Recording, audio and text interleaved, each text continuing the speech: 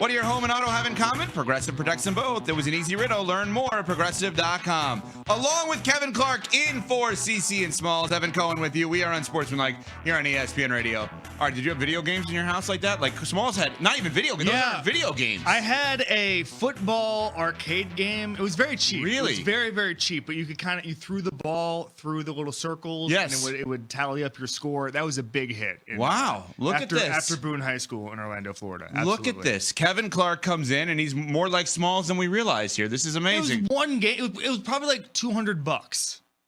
This is great. I'm not shaming you. I'm not sure where we even got it. It just appeared one day in my room. It wasn't like a Christmas present or anything. I don't know. I don't know. I maybe have more questions than answers right now. I don't know why I had it. Well, you've read them, you've listened to them, you've watched them. It's great to have Kevin Clark here. You see him on Around the Horn. You hear him here on ESPN Radio. This is Football Podcast with Omaha and ESPN. You get it on the app as well, and he's going to hang out with us for 4 hours today. We'll see about that. Oh, how many? What's the over-under? I mean, you do stuff for ESPN Bet with golf, so why don't we set an over-under here on this? Am I going to make the cut after 2 hours? Yeah, that's a good question. We'll actually update the leaderboard after 2 hours as to whether or not we're going to keep Kevin on the show after 2 hours today. But this is truly remarkable because we have a ton to get to today. Yeah. The Matthew Stafford stuff is hot. NFL Network is thrown out there that maybe possibly we get a resolution this weekend on all of the Matthew Stafford stuff. But just for a point of background, Kevin Clark is a diehard Orlando Magic fan. Now, with all the disrespect in the world, I don't mean to do this, the Orlando Magic are not always a hot topic on our show. And you know what? They shouldn't be right now. Typically, when I say I'm a Magic fan, most people's reaction outside of Florida is you're the first Magic fan I've ever met in my life. I'm like Blaine or Copperfield. Which one do you like better, right? Like that's where people go with that. And yet, amazingly enough, on your first day on this show, our first time hosting together, we've known each other for a while now, but our first time hosting together, it's unreal that the biggest game in sports last night involved your team, but not in a good way at all because Steph Curry, breaking news, is still Steph Curry. 56 points last night for the Warriors, who were down 12 in this game, won 121-115 over your team in the Orlando Magic. Steph was 16 of 25, 12 of 19 from behind the arc, 12 of 12 from the free throw line. They were down, Golden State was, as many as 17 points, and he had 51 of his 56 points after the first quarter, his 14th 50-point game of his career, Kevin Clark. There are 20 instances in history in which a guy made 11 threes. Steph Curry has 11 of them. It is astounding how good he is when he gets hot. And here's to me the most important thing. The Magic played well last night. No, they didn't. Yes, they did. Okay, for them, they were well. up. They had one of their best offensive first halves of the year last night. And then Steph Curry did Steph Curry things. I mean, like that's the point. It's like Anton Chigurh from No Country for Old Men. Like he's ruthless. He just stands there, he flips a coin and says, tonight I'm gonna score over 50 points. He was making half court shots. I'm not sure the Magic could have done more. They only lost this game by 6 points. This was Steph Curry saying, I'm not washed. I'm going to be able to beat this team. Now, Jalen Suggs wasn't playing, and we know how good Jalen Suggs is. Yes, he's a good defensive point guard. That could have helped a smidge. But this was Steph Curry just doing what he does. I think I've seen a lot of times where a guy goes for 40 or 50, and the team on the other side just totally checked out. It was an effort thing. This was not an effort thing. This was a Steph Curry thing, and that's what is most impressive to me. This is a play-in team. This is not like the Magic are not some 9-win team. This is a good team that was showing a lot of effort, and Steph Curry was still able to destroy them. So when I looked at last night's schedule on the docket for the NBA, I was circling the finals matchup that I predicted before the season, which was Milwaukee and Denver. That was my finals matchup before the season. And I was planning on watching that, which I did. And Milwaukee won that game. We had the Lakers and the T-Wolves, which was late for us, but the Lakers won that game. Ant got ejected in that game. Now he's got to worry about the cumulative number of technical fouls, which is what Draymond had. For those who remember in 2016 when he got suspended in the finals, it wasn't for knocking LeBron in the lower region. It was because of the cumulative number of technical fouls, right? So Ant now has to worry about that if they get to the playoffs, or when they get to the playoffs, et cetera, et cetera. But Steph stole the night. I mean, Steph just stole the night. It was unbelievable what he did last night. And the Lakers are still really good, and the Warriors are still really good. And this is, Kevin, what I have been saying for now the last couple of days. And I'm going to reiterate it over and over again. Let's stop looking for future faces of the league, and let's embrace what we have right now. Yeah. Steph and LeBron are still the faces of the league. And until otherwise noted, I know CC has fought me off on this. Hey, when we do this, we're talking about the future. Why can't I sit here and say, this year, next year, and maybe even the year after that? And if KD gets on a good team, because they lost to the Pelicans last night, who stink. But I am not backing down on the idea that it's Steph and LeBron's league and that these two are actually really good for the league right now, because I would love to see them play against each other in the postseason. 56 for Steph last night in a 121-115 win. LeBron and the Lakers win 111-102 over Minnesota, and LeBron does LeBron things as he's been doing since Luka's been there. 33 points, 17 rebounds, and 6 assists. Stop worrying about Ant. Well, Wemby's hurt, so let's leave him to the side. Stop worrying about SGA. Worry about Steph and LeBron. I want to read you a list. Okay. Evan.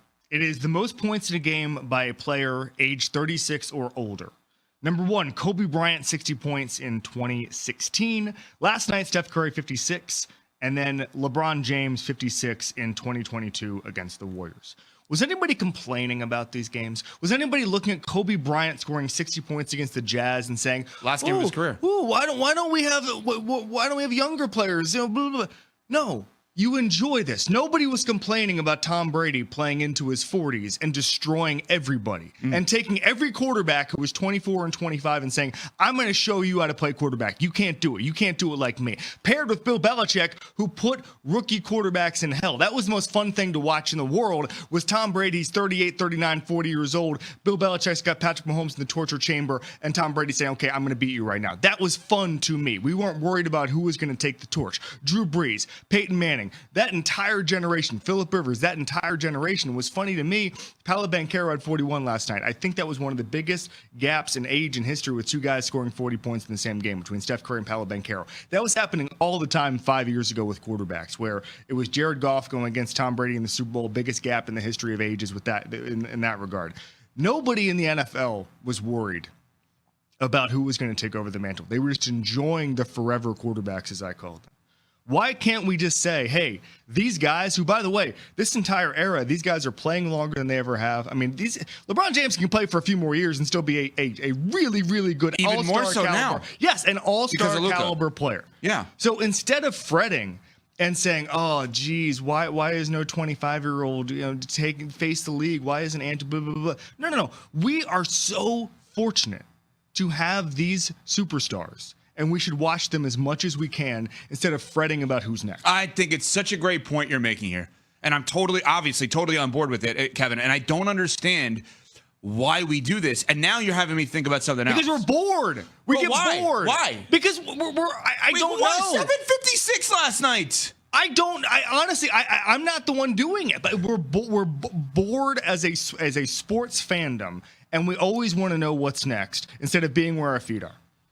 But maybe that's part of the issue with the NBA. Like I've said it a bunch of times. I feel like the NBA is now majoring in self-hate, and I know a lot about that. Unfortunately, same. Right? So they're majoring in we're boring, we're not good at this. Well, how do you watch Steph Curry play? Yeah. And I watched it last night. You watched it last night. How do you watch Steph Curry play with 12 threes, score 56 points, and how are you bored by that? How are you watching LeBron James and Luka play and beat a good T-Wolves team and get bored by that? I don't understand. So, yes, part of the self-hate with the NBA is complaining that they don't know exactly who's next. There is no next. You don't have to worry about who's next. Worry about who's right now, because who was yesterday, today is likely going to be tomorrow. It's Steph and LeBron. If I said to you right now, Kevin Clark, if I said to you, you get to script what's going to happen next. You get to pick one postseason matchup, any round, finals included. What are you going to pick? Script it. Probably Celtics-Lakers. Celtics-Lakers in the finals. Probably. But I could sit here and make the argument, I'll take Lakers-Warriors in the Western Conference Finals. Yeah, absolutely. That could be a hype. I mean, some people would say Lakers-Cavs to see LeBron against his former team, right? But Lakers-Celtics seems unbelievable as an NBA Finals this year. Yes. Lakers-Warriors as a Western Conference Final. I mean, is anyone going to sign up for the Oklahoma City Thunder and the Memphis Grizzlies over that? And that's 1 and 2. And I understand you could look at it and say, well, that's the problem with the league right now, is that you're not signing up for Oklahoma City and Memphis. Which was Milwaukee and Denver. That was my finals matchup before the season. And I was planning on watching that, which I did. And Milwaukee won that game. We had the Lakers and the T-Wolves, which was late for us, but the Lakers won that game. Ant got ejected in that game. Now he's got to worry about the cumulative number of technical fouls, which is what Draymond had. For those who remember in 2016 when he got suspended in the finals, it wasn't for knocking LeBron in the lower region. It was because of the cumulative number of technical fouls, right? So Ant now has to worry about that if they get to the playoffs, or when they get to the playoffs, et cetera, et cetera. But Steph stole the night. I mean, Steph just stole the night. It was unbelievable what he did last night. And the Lakers are still really good, and the Warriors are still really.